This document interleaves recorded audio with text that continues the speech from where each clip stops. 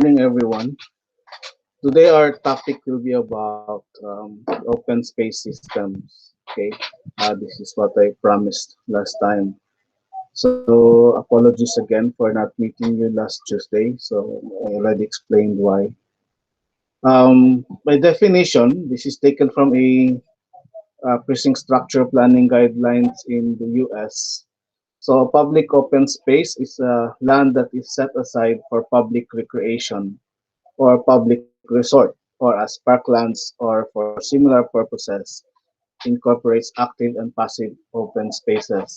So they also have what they call active and passive open spaces. So the active open spaces is defined to be land set aside for the primary purpose of formal outdoor sports by the community, and passive open space is open space that is set aside for parks, gardens, linear corridors, conservation bushlands, nature reserves, public squares, and community gardens that are made available for passive recreation, play, and unstructured physical activity. So, what is the difference between a passive recreation and an active recreation?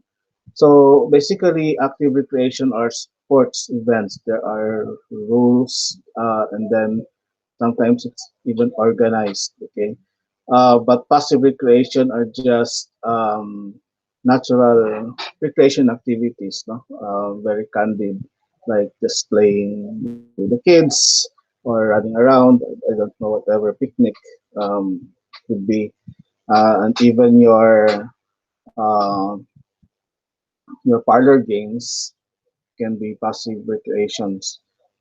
Okay, but these definitions, I shared this with you, although this is applicable only in the US, uh, because you might be reading, of course, US published books, and you will encounter this. But um, in the Philippines, we do not actually categorize public spaces into active or passive. No. We do not have such categorization.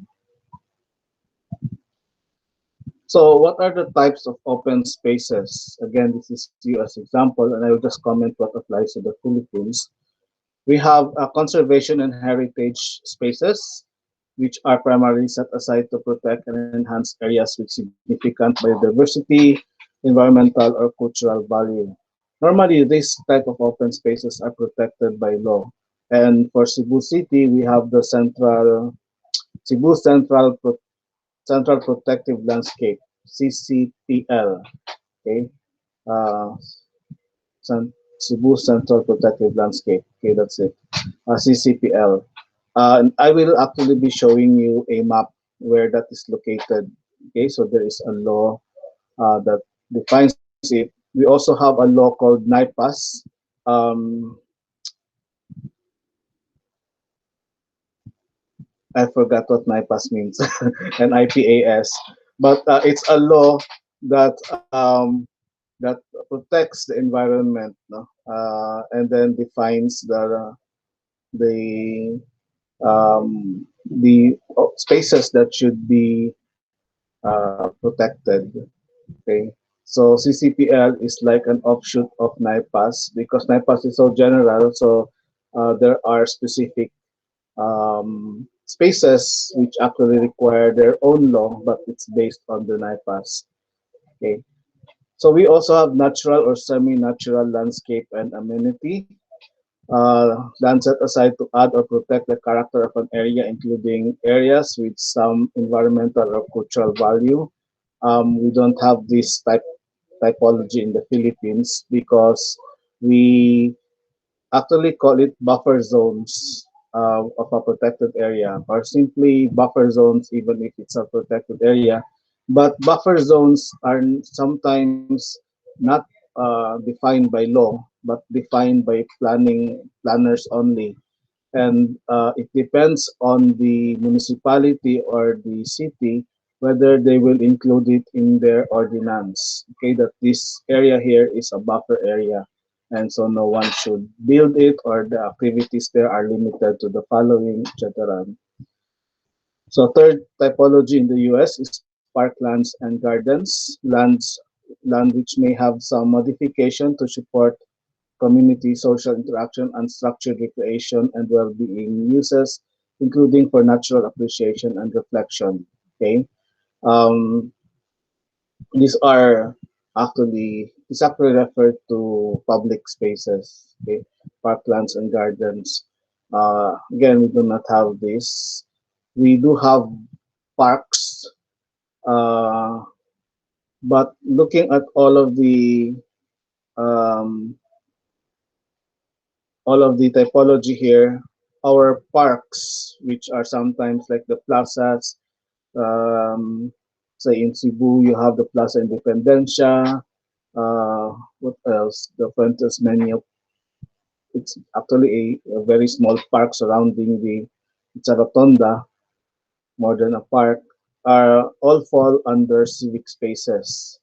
Okay, so we do not really have a uh, this type of parklands and gardens. No? And this refers to very big chunks of land which acts as parks.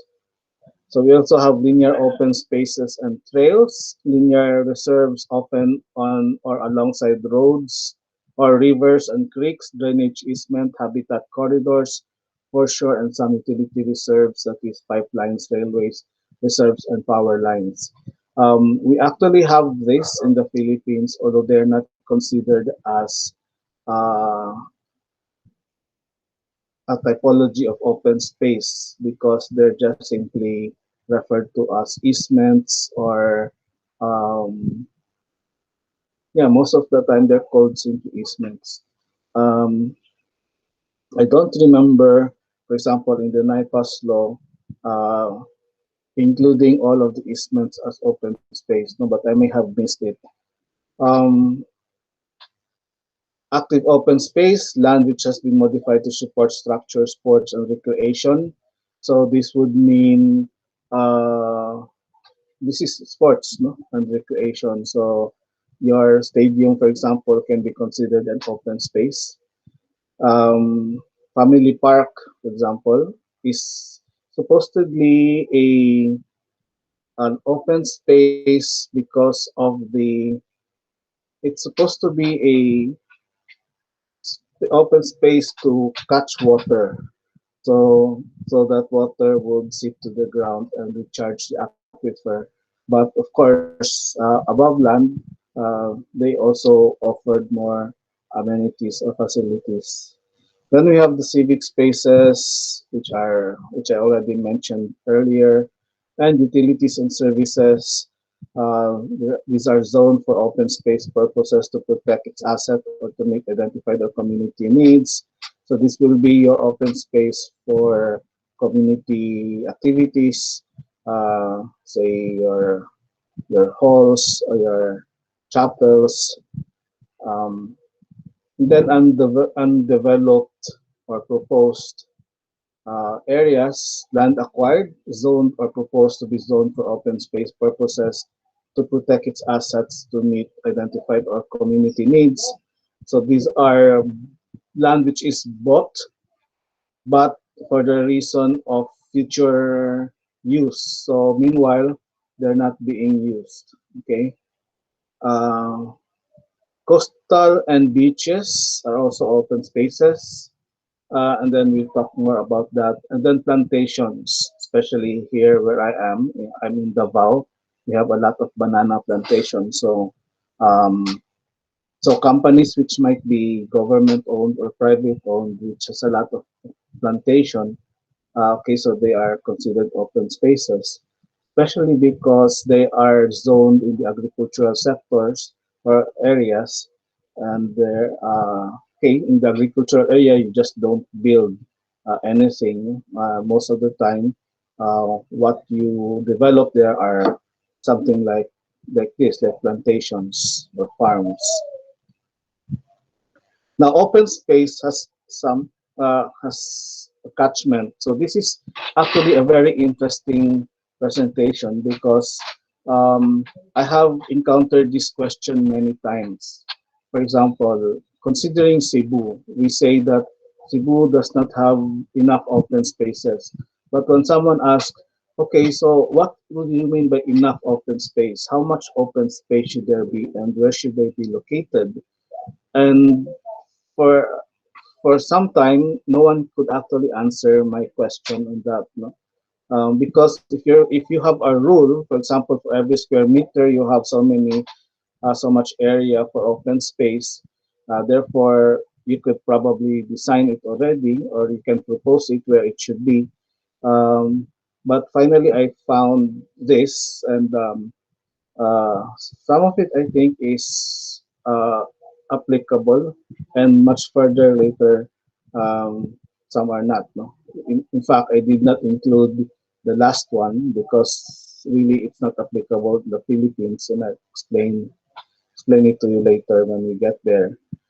Um, so catchment. So an open space can be useful to a particular area surrounding that open space. So for a small local community, so you have a radius of 150 to 300 meters, and you have and that size of the open space can be less than half a hectare. So that's 500,000. Okay, I mean 5,000. I'm sorry. 5,000, and then the minimum width is 30 meters. Okay, so you cannot have an opening with less than 30 meters because it's like defeats the purpose. Um, Second is, well, this applies actually to our subdivision projects. Um, so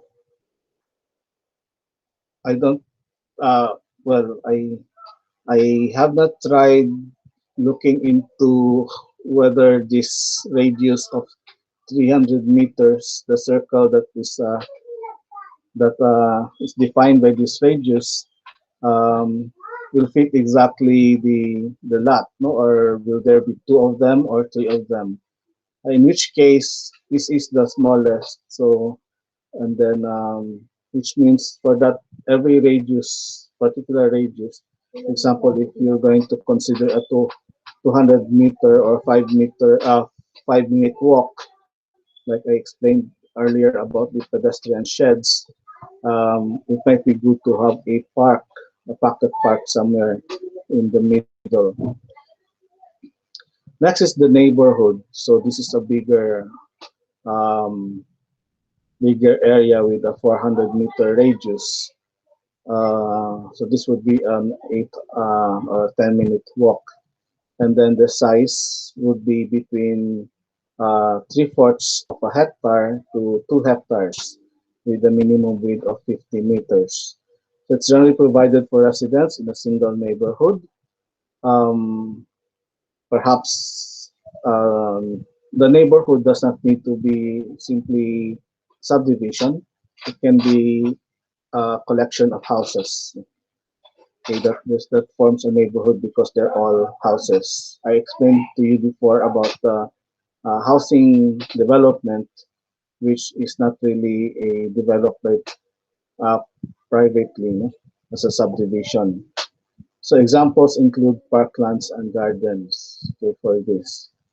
And then we have what we call sub-districts. If there are only three neighborhoods, so there's a park that serves each. Okay, although they have their own small park, so there's still one that can serve the three. Uh, or if it goes beyond three, like six, no, six neighborhoods, so that's a district already.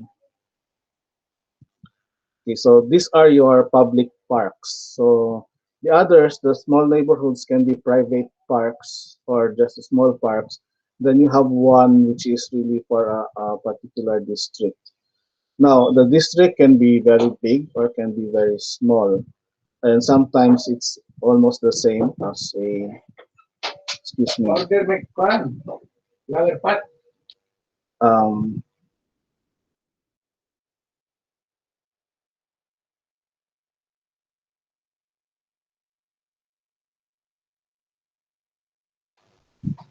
Okay, I'm sorry for that interruption. No? Um, so where was I? Okay, so they can be the same for a city, for the whole city could be a district. But for example, Cebu City is actually divided into two congressional districts, no, north and south. And even with there can be another definition of districts, like there's a particular heritage district, and then but these are not defined by law yet. They should This district should be defined uh, by the council, no? The city council, that okay, this area forms a district, and then it gives the boundaries. Which case they have their own parks. Okay, so it's if you go to Europe, actually, it's very you can really appreciate this, no? Because wherever you go, there seems to be a park. Okay, at least uh, there's always a park serving a particular place. So this is what I mean with the same size, up to 10 hectares. So this could be a town, but in the Philippines, we do not have a town. Okay, um, we do have a barangay, and that could be considered a district also. Some barangays are too big. What we have is actually this is okay. So this is wrong. This is supposed to be municipality, no? Um, Before this is town. Okay. Um, but for municipality, the size is even smaller. Uh, Less than or minimum of 3 hectares. Okay, it can go bigger. So Cebu is not a municipality; it is a city. So therefore, there should be one serving like the whole city also. So it's like Central Park for New York, but Cebu does not have a Central Park. I don't know for those who are in the provinces like Osamis or Iloilo. Uh, so I think that you also have some parks, no, that serves the whole city, and not only a particular district or not only a particular neighborhood. Okay, and then there's also the region. Okay, so this is applicable to Cebu as a region, so Region 7, because the whole island belong to the region. And of course, part of the region 7, I think, is Bohol and another one. But you cannot have a park serving islands, therefore each island, so that's divided into each. So each island should have its own big open space. So not parks, no, but open space. So for Cebu, that open space that serves the whole region is what we call the CCPL, which I mentioned earlier, Cebu City Protected Landscape. Okay. Here in this map, it is the one with a dark lines, no? And if you notice, it's not only uh, one area. There are actually like five, one, two, three, or four contiguous areas. Okay. In fact, you have a small area somewhere down here which is separated from the rest. The rest are actually attached to each other. Okay. So here, the development is almost, well, it's really limited, no? It's supposedly when the law was made, so the residents that are there can remain because there are really very few, but so no additional residents should go in, and then there should be also, so the residents there cannot form, I think they have to control the population there, no? Uh, but, I don't really know how they're protecting it, um, because my question, for example, is that Uh, Even by via satellite photos, you can sometimes see some development inside. So Cebu is not really equipped. No, the DENR is not really equipped to monitor the whole place.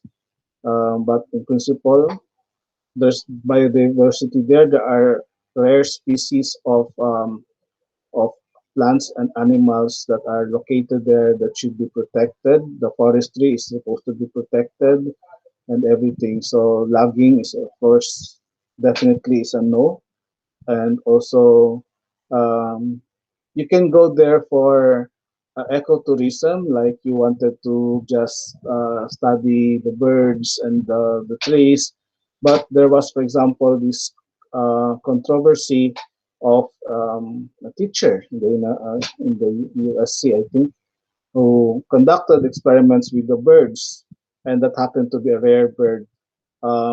Experiments are okay if you are just observing, but then they actually captured the birds and even dissected the birds, which means they killed the birds. No, so that was so the I don't know what happened to the teacher.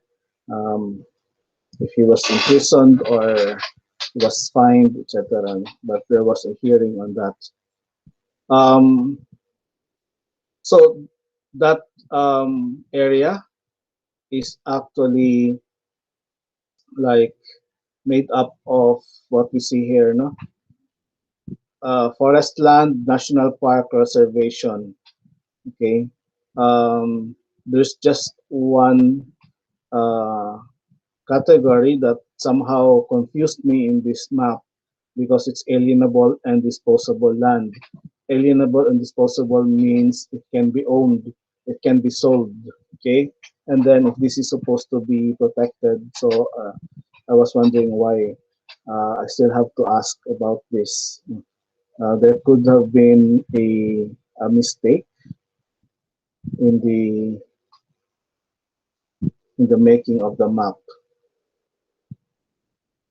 Okay, so presently what we can find there are like vegetables, corns, paddy rice, coconut, mango, forest, and shrubs. And then there are just a few built up areas like this. What color is this? No? It's like a dark pink. So here, so scattered all over, but in small batches. Okay.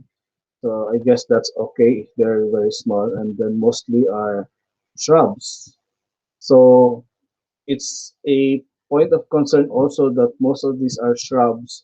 They should be mostly made up of forest, but if you see the dark green, the forest is fewer. Okay, um, which is something that should be addressed.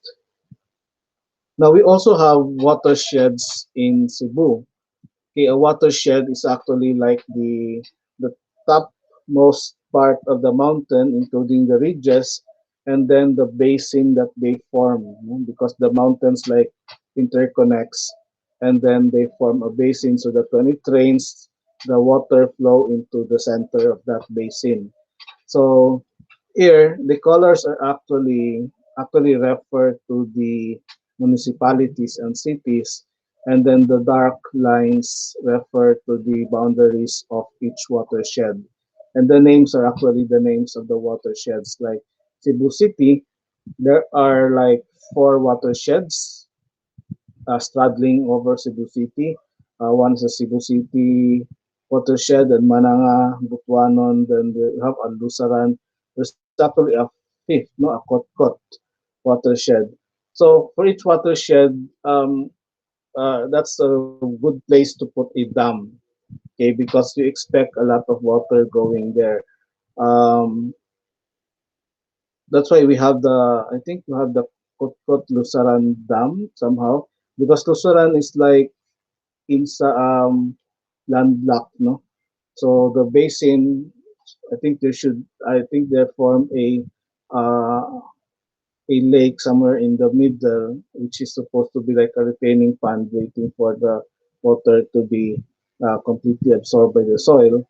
And we need a lot of that to recharge the water table because, of course, the water table in Cebu is starting to recede, no? It's depleting.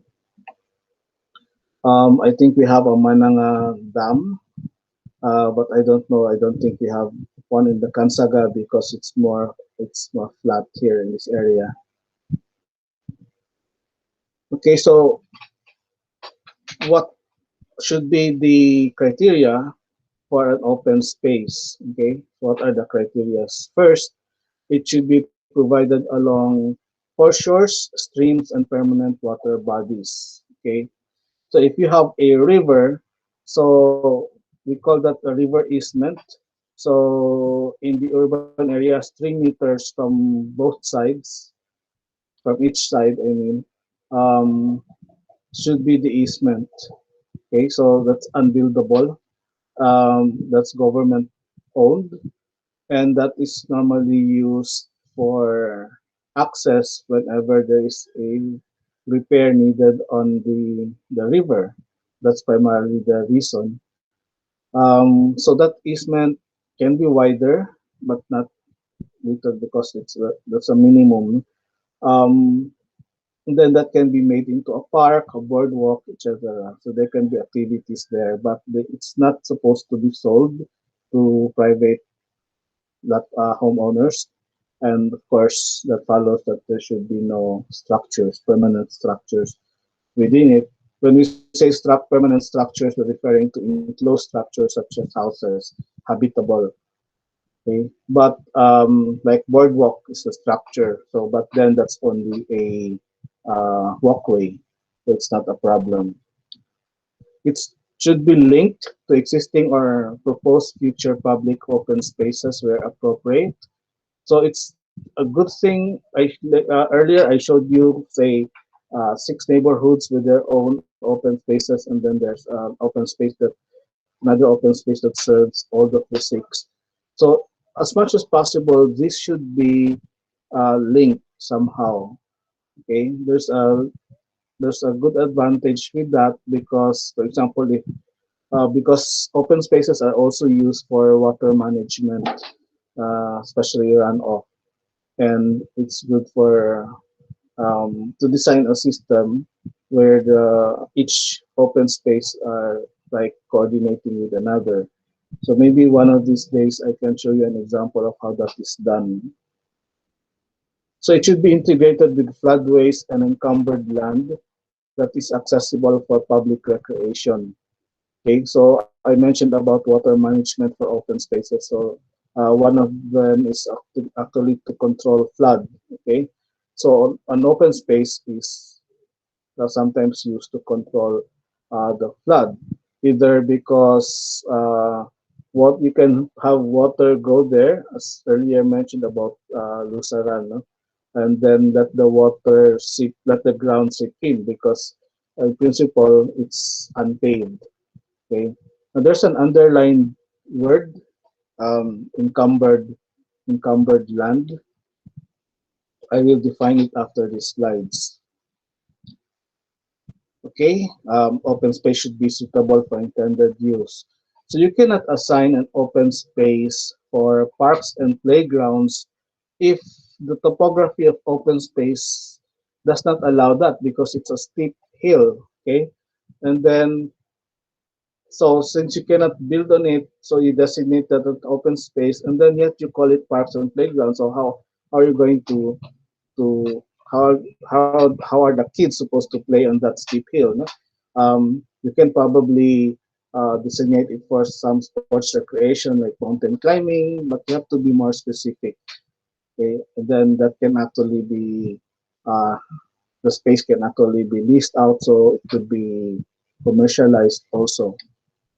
The space should be an area and dimension, be of an area and dimension to allow easy adaptation to different uses in response to changing community active and passive recreational preferences.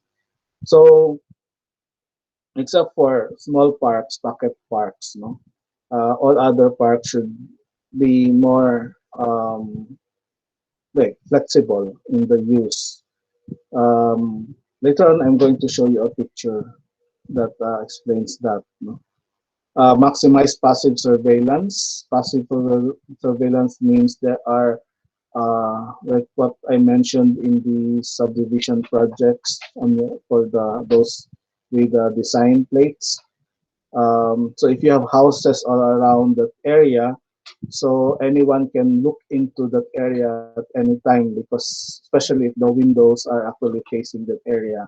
So you have passive surveillance. So there are people who can look into. They're not active surveillance means there are people who are assigned to look into it 24 hours, no? Or they're like CCTVs. So so there's a joke there, no? In the Philippines, the equivalent of CCTV are the chismosas, no, in the streets. So whenever someone passes by, so the radar immediately detects it, and then they talk about it, and so you get to know that this thing actually happened here in the street.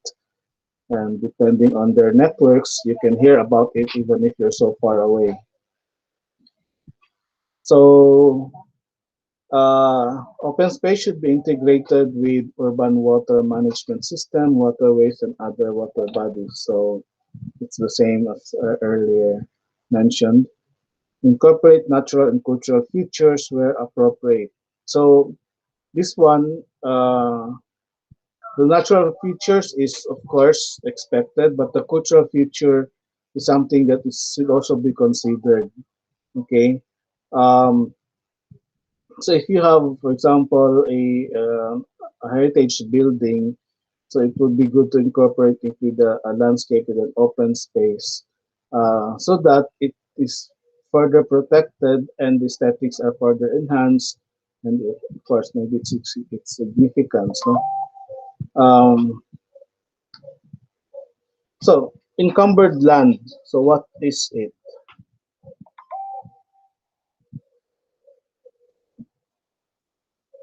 Um, Land that is constrained for development purposes. Okay, so it's land for development purposes. It includes easements for power lines, sewer gas, waterways, drainage, retarding basins, wetlands, landfill, conservation, and heritage areas. This land may be used for a range of activities like walking trails and sports field, and this is not provided as a credit against public open space requirements. However, regard is taken to the availability of encumbered land when determining the open space requirements. So encumbered land are not, um, if for example there is a criteria of so much percentage for open space, so encumbered land are not part of that. Okay, they're not counted. That's what that's what the author of the book that I'm referring to is saying. Although in the Philippines, I think we have a more flexible way of defining it. I think we consider that even part of open space. In a subdivision project, for example, especially private development project, encumbered lands can actually fall under non-saleable, because the owner of the lot actually bought the land, and so he has to deal with these encumbered places. So what are these exactly? Um, we have flood-prone lands or drainage basins and road reserves and easements and waterways. Okay, so these are the encumbered lands. Um, so they are land precisely for these purposes. Uh, I will not read the second column here, open uses that might be suitable. Um, yeah, let's just read it anyway. So these are the what can be suitable use for this type of encumbered land. For flood-prone land, this could be used as pathways, and then could be informal active recreation or sports training ground. So nothing permanent. Okay, and drainage basin is not suitable for children's play because of the dangers, possible dangers that can happen. Could be informal active recreation or sporting training ground. Road reserve may provide short-term additional green spaces and or for the purpose of linkages and pathways. Then easements where infrastructure exists, like transformer control boxes, are not suitable for open space at all. So where open space under transmission lines or over underground pipes suitable may be approved for linear corridors or pathways. And then waterways, water component is not suitable as open space. Okay, so your lake, for example, is not considered an open space, the water body itself, but the land surrounding the lake, that's the open space. Um, you should, I think, know that the the Meralco towers or the like Veco towers, maybe those very big towers, no, electrical towers, actually have a 20-meter setback or is yes, it's a thing easement from the tower to each side. So 20 meters on the left and 20 meters on the right. The total of 40 meters of easement, which means no buildable, uh, no build area. One reason is, of course, aside from the maintenance of the tower that's also like a easement for disaster. Like if a tower falls, at least there's that particular easement no, that protects any structure. Uh, and then there's also the problem of electrical transmission. There's some electromagnetic waves possibly affecting uh, ano, living things below that. So that's why there's an easement. So it's easy to detect, of course, if there are violations to this law. I wanted to define some of the terms mentioned. Flood-prone lands, for example, um, refer to floodplain areas. Okay. Now, if you look at a river, you take a map and look at the river. Um, well, in Cebu, because it's already very urbanized, so the river is already constrained. But in the rural areas, so the river actually changes shape over time. For if you look at this picture, there's that river, and towards the right you see an oxbow lake. Okay. Now, what happened here is that the river actually connects to that oxbow lake. Okay. Uh, so and then makes a turn and then connects back to this river here. But much later, the river does a shortcut, and so it isolates that part of the lake of the river, and then it becomes a lake with that crescent shape. Okay, so because there is water moving, so the water moves some of the sediments with it, and then as it makes a turn, so it like deposits the sediments there, no, and then does not carry it with the water with it, no. At least some sediments, but some sediments still follow. At the same time that it carries sediments from it deposits sediments, it also takes away sediments, no, um, and then those sediments follow. So it's like it's moving land while it moves.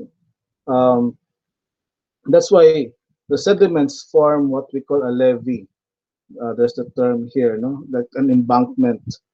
Okay, so that's why you have the river, and then you seem to have a high embankment at the sides, and then it goes back to the level of the land.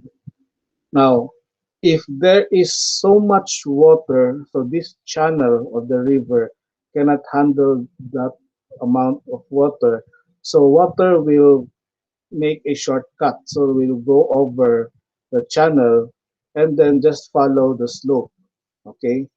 So this side here, you have a high, uh, I forgot what's this called, but you have a high land on both sides.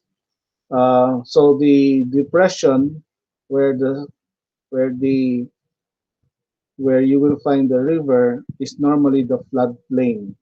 Okay, so when that volume of water exceeds the channel of the river, so it spreads throughout the floodplain while it's moving forward over the land. No, so this is called the flood basin. So it's not good.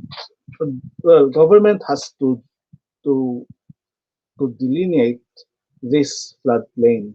Okay, and it's easy to delineate. No, a lot of environmentalists can easily do that.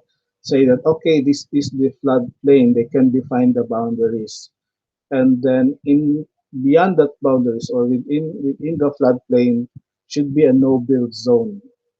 Okay, that happens in Cagayan de Oro. I think we have something like what we see here in this Oxbow Lake thing.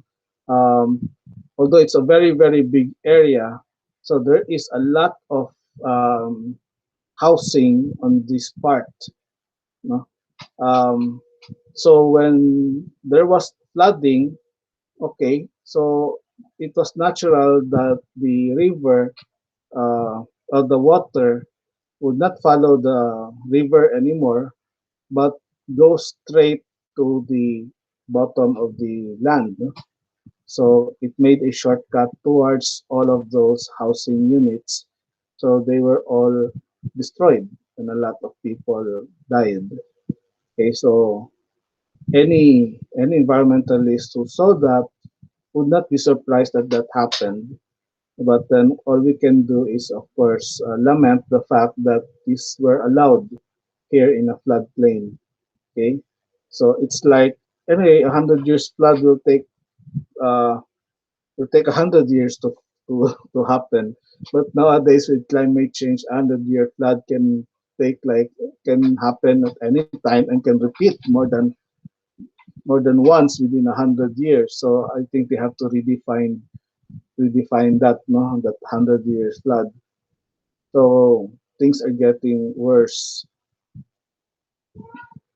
Um, for some, uh, well, development to like what they do is that if okay, this is the 100-year floodplain, but they want to develop inside that, and that's the encroachment that you see here.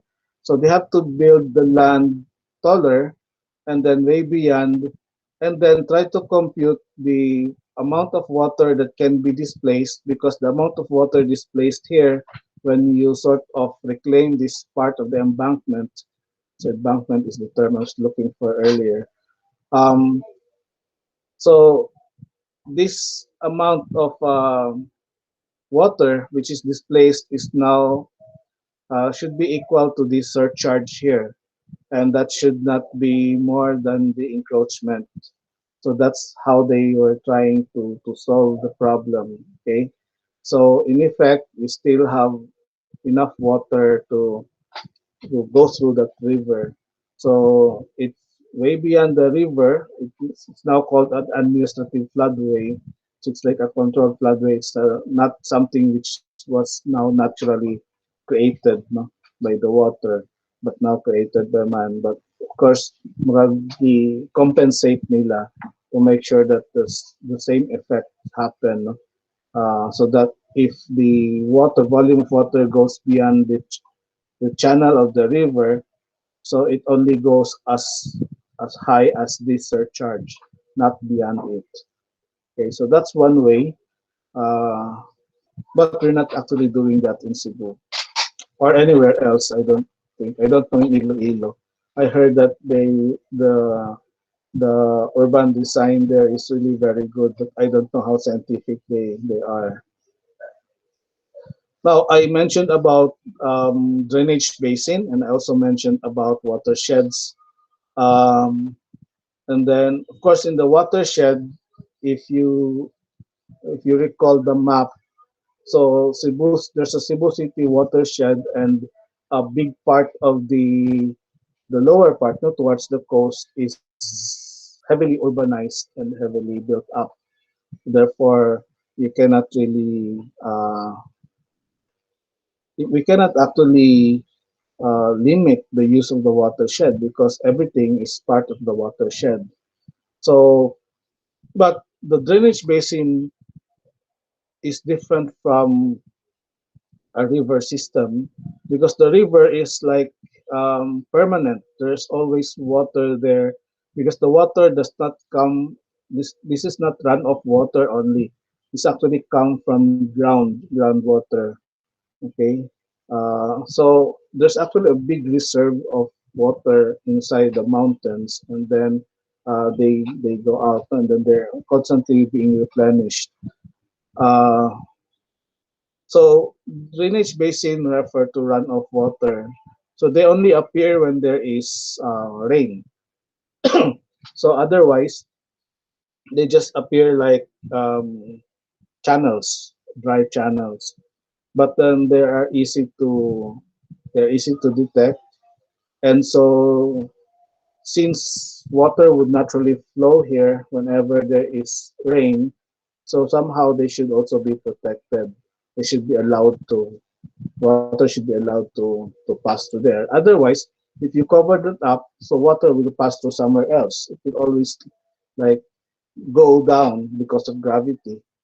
So it's better to predict, to have something, a system that where you can control where water will flow. Road reserves are like easements,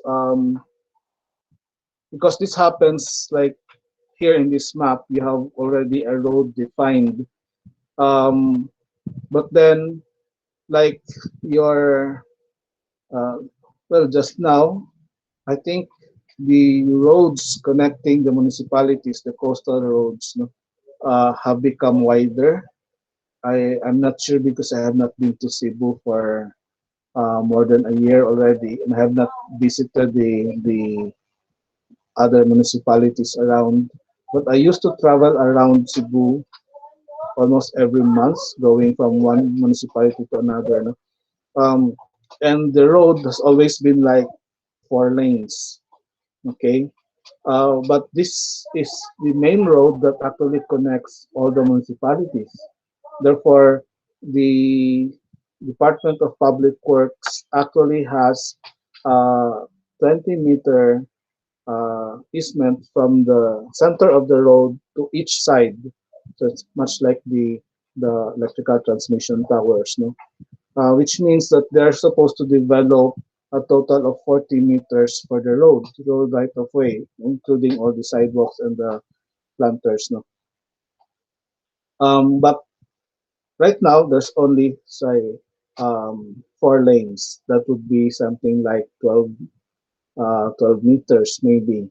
So what happens to the rest? Okay, um, in principle, they're defined in the there are like what we call mohons, and then the properties beside the road uh, should in, should not be saleable.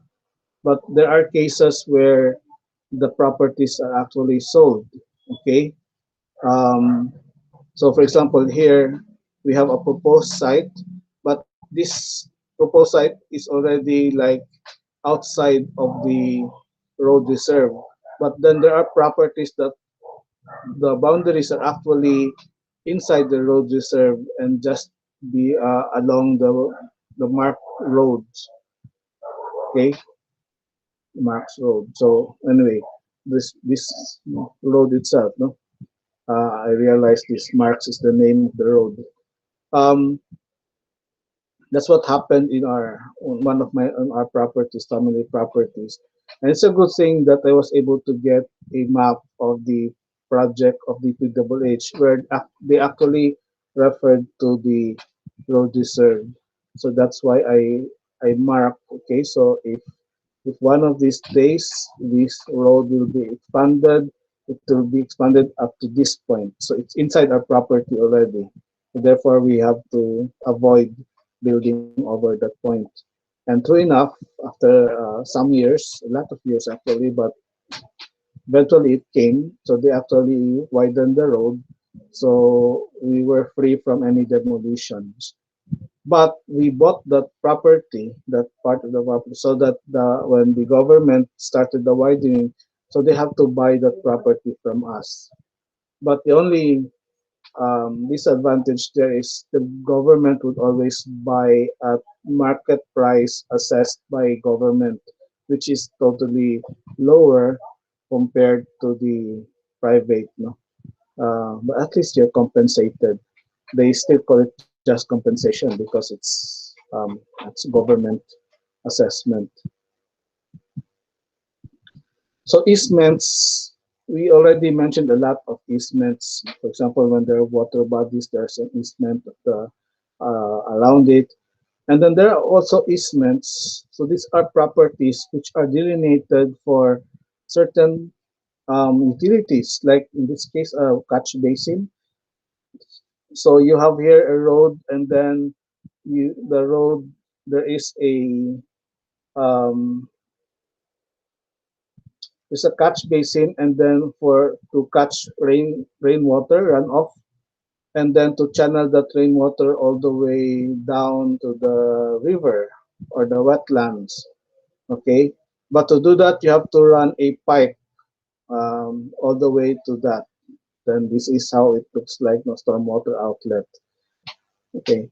Um, but then if you have to run a pipe there, that pipe cannot have anything above it, like a structure, because if there's a need to maintain that pipe, okay, so uh, they should be able to maintain it without any problem. So therefore, there's a piece of land above the part which is not sold, okay, which is not sold. And this also happens if the land, for example, in a subdivision, if the land is not flat, no, it goes like sloping. So therefore, the water here you have to channel down. So because if that happens in our property is in a sloping lot. Okay, so it's like, and then our property is actually made up of more than one lot. So we were actually divided because of this easement, because there's supposed to be a drainage pipe from the higher street going to the lower street. Okay, so we watch out for that, and the planner is supposed to, you as the planner, is supposed to define that. So because you, well, in your project now, you're not going to design the drainage system of the subdivision, but if you do, you might find yourself having to put these pipes, no, um, to channel water from the top to the bottom. So they do not necessarily follow the road always. Sometimes they have to take a shortcut. So open space planning considerations, these are the principles that should be followed when you are designing the open space: accessibility and livability, multifunctional, adaptable, and environment protection and sustainability. So when we talk about accessibility and livability, we're referring to an open space which can be used by anyone regardless of gender, age, race. Okay, and what else? I think those are the very basic. No? So whether you're a man, a woman, or something else, and then whether you're a child, especially if the open space is for parks, like a civic park, like the one in the picture. So you should be able to use it without any fear of being kidnapped or even of harm. You know? Or even if you're an old person, whether you're abled or disabled, okay. So therefore, it should be designed for disabled also. Okay, so pathways. So the wheelchair should be able to navigate all around. Um, and then there are places where they can be parked, or the person can park himself with the wheelchair and enjoy a meal like all other. For example, if it's a picnic. So that one, no? Of course, the one about the gender, the race, whether you're a local or you're a foreigner. Um, I don't know how design can actually make that accessible, because in principle only other people can make it inaccessible for them, no? Like some locals would put up signs saying no entry to foreigners. So I don't know why they would do that, but so that's beyond the planner's skill already. Multifunctional and adaptable. So you see here that, okay, whenever there's an activity like a fair or a bazaar, Christmas bazaar, I don't know with the pandemic whether we can still have this. So it's still useful. Okay, so imagine if this is like crowded with so many things, you cannot hold an activity here. So there should be some open spaces which are really more open, because they can allow activities. Environment protection and sustainability. No?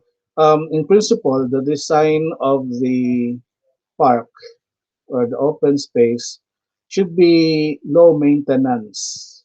Okay, that's why I mentioned that. Okay, they should be somehow connected, because water coming in from the other parks can feed another park go downstreams. That something like that. Um, Another interesting feature that we can see in this picture is the incorporation of a cultural uh, structure. So I mentioned this before. So there's a monument here towards your left. It's incorporated into the park. And on the right, actually, you also have a cultural building, an old church. Okay, that's also somehow incorporated into the design of the park. Uh, and you might be wondering what happened to the road here, whether it's been cut off. Okay, because well, people can actually go around. The cars can actually go around here, but then they should have cut the road here and then designed this as a park, but they did not. It's because this part of the park is still being used. Um, this is this is called a traffic. I forgot the name, but it's supposed to slow down traffic. So from here, this white one is likely like a ramp, and then this um, dark gray is a flat surface, and then it ramps down this white again. Okay, so cars would be forced to slow down because of this area here. Okay, and then because of the ramp, they're forced to slow down, and since there are people walking around, so at least they can be more careful, and then the people can avoid the cars and the cars can avoid the people, and then they go down and then go straight again.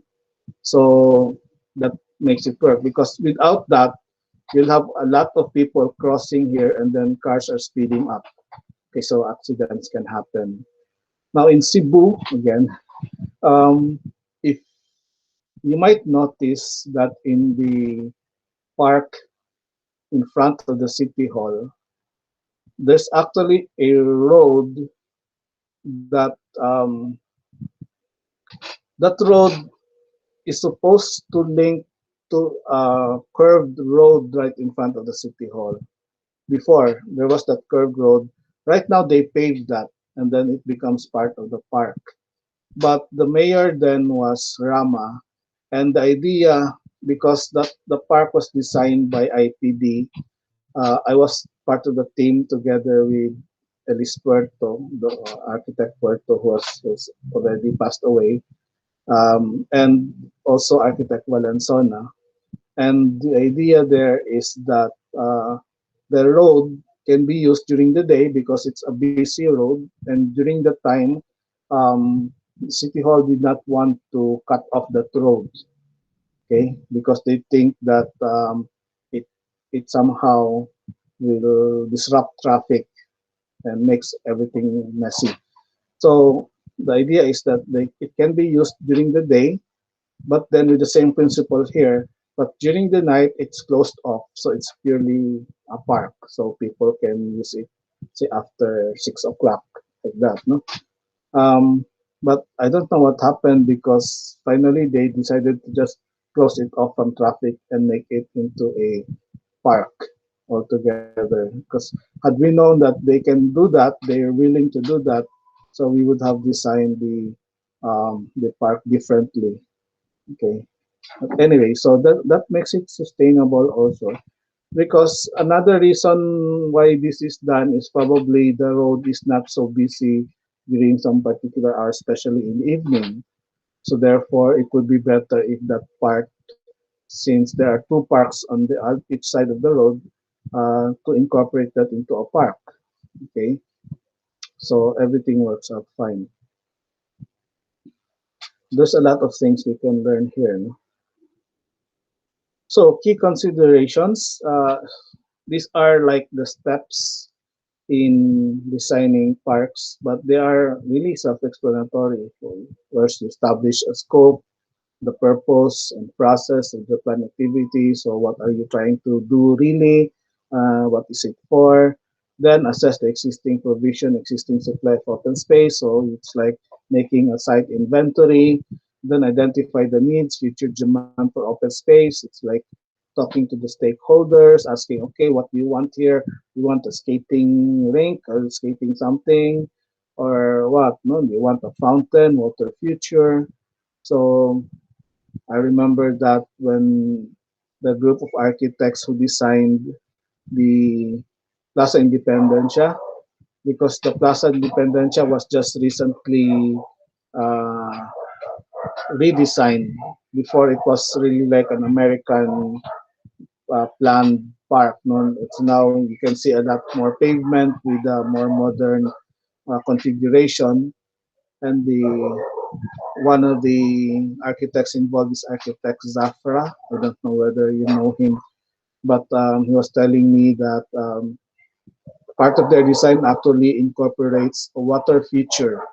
Okay, but then during the discussions with the government, so the people in the city hall requested that the water feature be removed. Why? Because normally people do not maintain any water feature, which is also correct. Okay, so the architects has a lot of dreams or pakiat, but then, um, well, the owners like the city hall would know better how to maintain. So understand influences, drivers for change and trends in open space demand and provision. So sometimes the owner does not know everything or cannot give you everything. There are things that you have to somehow read on the way that things are doing. For example, pandemic. Okay, so you have to see you're designing this one, and then you have to see whether how long is this pandemic going to last. Will this new normal really be the new normal? Will become the normal? So therefore, are you going to design this like for pandemic, or are you going to design it like the old ways? So these are things that you have to somehow predict. The gap analysis, understand the context, opportunities, and options for the future, and then develop strategic priorities and actions to respond to identified needs and gaps. So it's basically after knowing, for example, okay, there's this pandemic, or there's this new trend, there's another mall being constructed here or to be constructed. How is it going to affect the people here, the activities, etc.? And even the stair can matter. Okay, I think I mentioned this in one of my lectures about how um, a part of the plaza right in front of a building um, used to be there's no activity there, and it's a dead area, and people would use that to urinate. In fact, because what happens, the building is on top of that plaza, and then you have stairs going to each side to towards the plaza, so that there's a part just beside the stairs which no people would go because there's no activity there anyway, and so people would sometimes the guys would urinate there. Um, so the planners decided to put a stair directly to the plaza in front, okay, instead of those only at the sides. So with that, it's now open to traffic, so that part of the plaza becomes very, very busy afterwards. So, so even a stair uh, can change the sign a lot. Okay, that's why you have to put that could also be part of a strategy in the design. Okay, so if you don't, you're looking for open space, so here are some opportunities. No? There's a car park, you can change that into an open space. Rooftops can become gardens. Um, Although I don't know yet if they can be considered as public open spaces. I don't think so because these are private rooftops. No? But then, at least in terms of quality, when you want open space as a designer, you can probably uh, ask the owner to make a guideline for the people going to build on these properties to make their rooftops into a garden. Okay, so there's still that development control. Then rezoning of road reserved to open space and landfill. Okay, so you have this marshland, so you put land on it, so people can now uh, use that as a park or open space. So that's it for this lecture. Um, and so there's still very few of you here. I don't know what's wrong. I wonder whether it has something to do with the design awards. Um, in which case, anyway, I'll just try to capture the attendance now. Um, I'm supposed to give you a quiz like last time, no, about the last topic, but I was not able to make one. So therefore, we will have that quiz of the last topic and this one in our next after our next lecture. Okay. So for now, that is all. If there are questions, you can ask them now. By the way, I already released the grades. If there are complaints, you can also ask me now or later. So I guess there's none. So that's it, and see you next week for our next lecture. Okay, Thank you, sir. goodbye for now. Bye, sir. Bye, sir.